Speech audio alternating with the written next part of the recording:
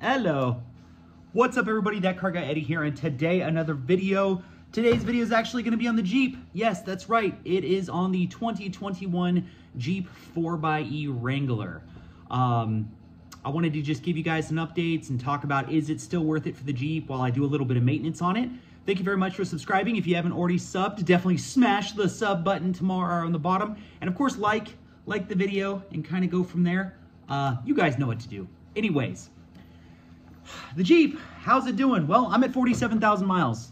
And right now I'm doing an oil change. Give you guys a little oil change hack here, actually on the, well, oil change hack in general. If you're looking to buy oil on Amazon. Don't go to AutoZone or Costco or anything like that. Just buy it on Amazon. Case in point here, I actually have a 5-quart full synthetic Mobil 1 530 right here, 25 bucks. 25 bucks. I mean, you can't really beat that for full synthetic 530. And I normally just use the Amazon stuff, or I use whatever's cheaper, but the Mobil is actually the cheapest stuff that was out there. So, bam, there you go. This coupled with a Wix filter, I mean, I think it was $35 for an oil change, and it takes me maybe 10, 15 minutes to knock it all out and everything like that. But anyways, what I wanted to talk about was something way more important, and it is the 4xe worth it? Well, in normal cases, the answer is going to be yes, the 4xe is worth it. But in my particular case, I don't know if the 4xe is worth it, you know? I just received a rate increase on my PG&E. I live in an area in California where PG&E is, and it's 53 cents a kilowatt. So if it's 53 cents a kilowatt and I have a 17 kilowatt battery, it never falls below 20% because of the way that it's set up. But effectively, I'm shoving 14 kilowatts of juice into it every time that I do it. And my range is 21 miles. So with that being said, if you take your 14 kilowatts and you times it by 53 cents, it's just a little bit over $7 to charge my Jeep every time I plug my Jeep in. And mainly that's because of where I live. I live in an area, well, one, I live in California. Number two, I live in an area where there's PG&E, Pacific Gas and Electric. And the reason why PG&E screws its customers is because there was a huge fire. In fact, all of like Northern California burned. And it wasn't necessarily PG&E's fault. I mean, maybe it was, I don't know. They got sued because that's what people do, is they sue people.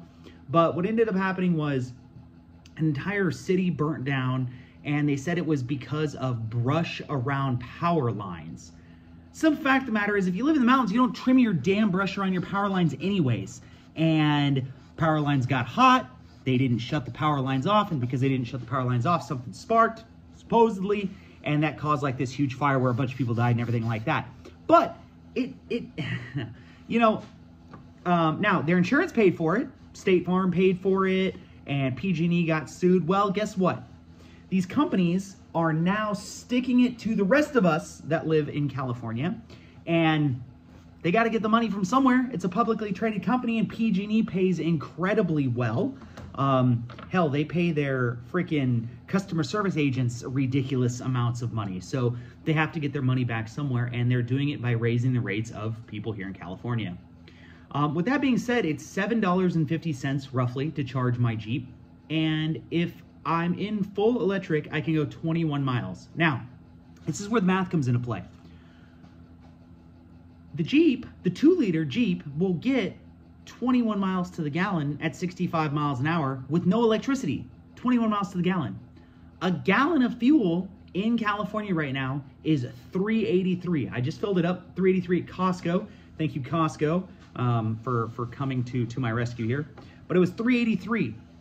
So if I can go 21 miles on $3.83 or 21 miles on $7.50, what is cheaper? That's the question.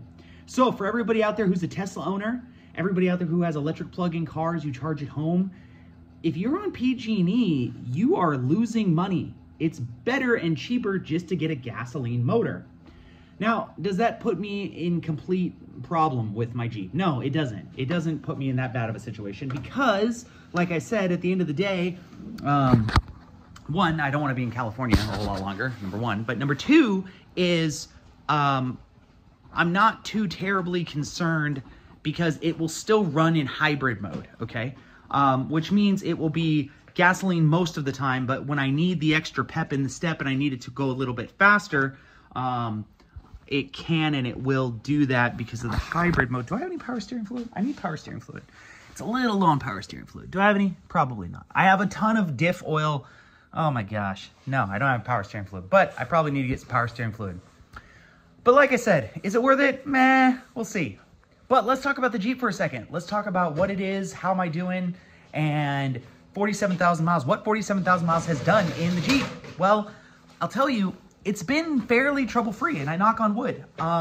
It is an early model 4xe, and you can tell an early model 4xe because it does not have blue tow hooks. I know there's a baseball net here, but there's no blue tow hooks there, which means that you're good to go. It's still a 4xe, it's still a hybrid, and nothing's changed. So the 2021 model year, 2022, 2023, and 2024, the powertrain hasn't changed at all. The new slight refresh for the JL, the front end is a little bit different, and of course the interior is a little bit different, but the hybrid powertrain did not change at all. The problem is that this Jeep, MSRP on this Jeep is $73,000. Now, that's expensive, but you're getting a lot for your money. You are getting so much for your money at $73,000. And I say 73 grand, but in California, once again, $7,500 is a tax credit. No longer a tax credit as of January 1. It comes off of the price of the vehicle when you purchase it. So take that $73,000, take off $7,500 right there. What, you're at $66,000 basically for the Jeep. And that's before any type of rebates. And right now is the worst time on the planet to buy a vehicle. I'm telling you, it's a horrible time to buy. If you guys have watched my video for any length of time, you guys know I know the car market. Do not buy a car right now. Please do not buy a car right now. Interest rates are through the roof. Car manufacturers are overloaded with cars. Everything has ramped up again since COVID. You have some dealers who are still trying to charge markups. You have some dealers who are discounting. And the barometer, I always tell people time and time again, is a Jeep or is a Dodge Ram 1500. Dodge Ram 1500s, anytime that you see rebates of $10, $12, $13, $14, $15,000, the car market is very, very soft, okay?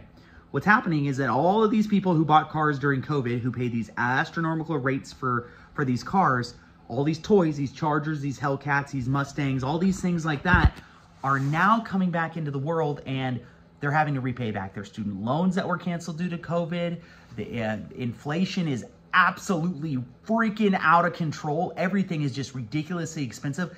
Gas is going through the roof, insurance is going through the roof, and what's happening is these cars are getting repossessed. When these cars get repossessed, they don't go back to the dealer. They go to auction, and it goes to the lowest bidder. The reason that this is important is because when you buy a car, when you trade in a car, you're not looking at what your Blue Book value is. What you're looking at is you're looking at ACV, actual cash value. This is what a dealer can go to an auction and buy your car for. So I know you look at KBB and you're like, oh, my car is worth, $40,000. That's what I'm going to get for it. No, because of the influx of trade-in vehicles, what you're going to get is going to be substantially less for your trade-in, even on something that holds its resale value. Okay? Even on something that holds its resale value incredibly well.